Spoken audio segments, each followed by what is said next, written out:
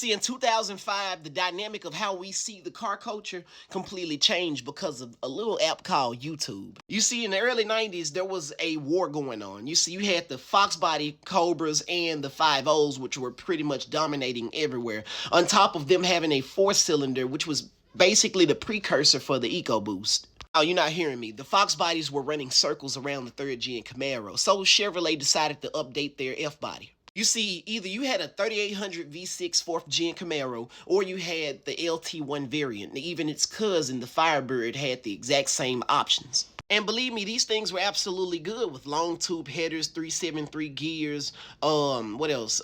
Bigger cam and some heads. Yeah, this thing absolutely was wonderful. But it's what happened in 1997 that changed everything. See, in 97, GM had to rethink the C5 Corvette, the next generation of Corvette, right?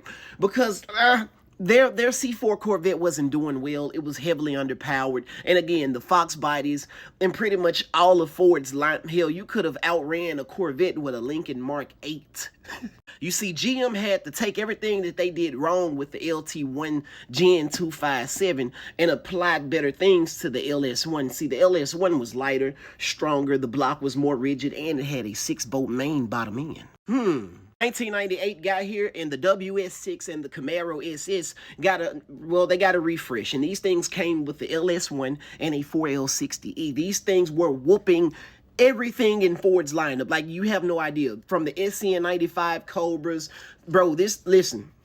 These things were actually making more power than, advertised, but GM being GM, again, they don't like anything being better than their flagship sports car, the Corvette. The F-bodies were absolutely potent. You're talking about like 50 to 60 horsepower off a valve train upgrade. I'm talking about stage 3 cam, 600 lift valve springs, a ported intake manifold, long tube headers, and we ain't even talking about boost.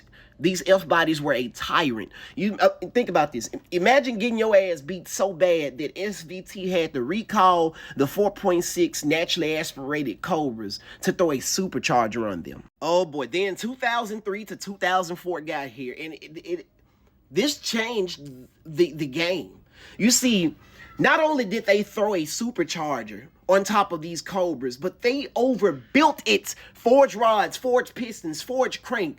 Bro, listen, this thing made closer to 450 horsepower, above the advertised 390. See, you may not recognize this Terminator Cobra now, but let's roll the video.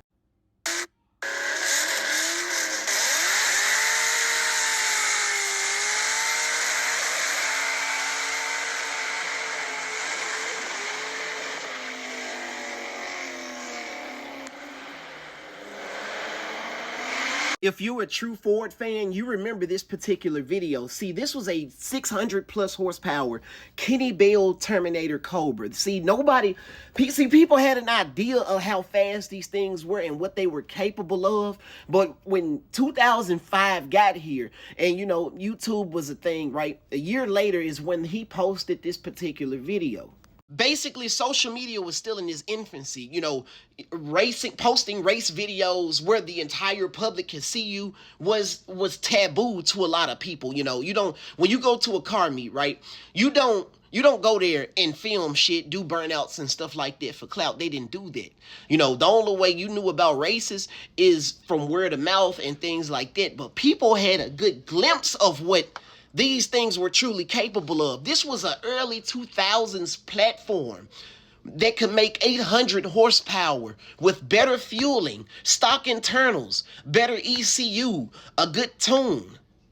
Bro, this thing was gnarly for its time. Of course nothing was beating it. Fast forward some years later, and the Snakebite Cobra is in good health. She's hauling more ass than a thick nun at a Baptist revival. And instead of having a Kenny Bell supercharger, it now has a single turbo setup, a Hong Kong hoe dragger attached to a snake. This thing is basically an Anaconda with a jetpack. And this is crazy because the only reason there's a 4-valve inside of the Terminator Cobras or the Cobras in the first place is because, well, Ford looked at the Lincoln Mark 8 of like the early 90s and said, you know what? If we put better heads on that thing, a better cam, right? Better compression ratio, that would make a damn good engine for the new Edge Mustangs. So yes, the Terminator Cobra is just a steroid Lincoln Mark 8. Maybe I'm not putting this in a big enough proportion for you. This Terminator Cobra is on the same level as Eleanor and the Bullet, the original Bullet Mustang. This thing created social media. Like maybe this ain't big enough for you. This is a modified Fox body chassis. Which is why when you go to order something for your new Edge Mustang GT, it always says 79 to 2004. And it's still beating cars today. A car from 2003 to 2004 that was able to make 850 horsepower on stock internals is beating the dog shit out of 2015 and up Hellcats. This is a New Yorker. This is a New Yorker kicking ass like this. So yes, the home of that iconic SVT Cobra is none other than Mustang Magic _NY. Make sure you follow him. Dude is absolutely cool beans. This is the legend himself. Like bro, bro, you created social media, bro. So yeah, make sure y'all follow him pronto. Dude, cool, man.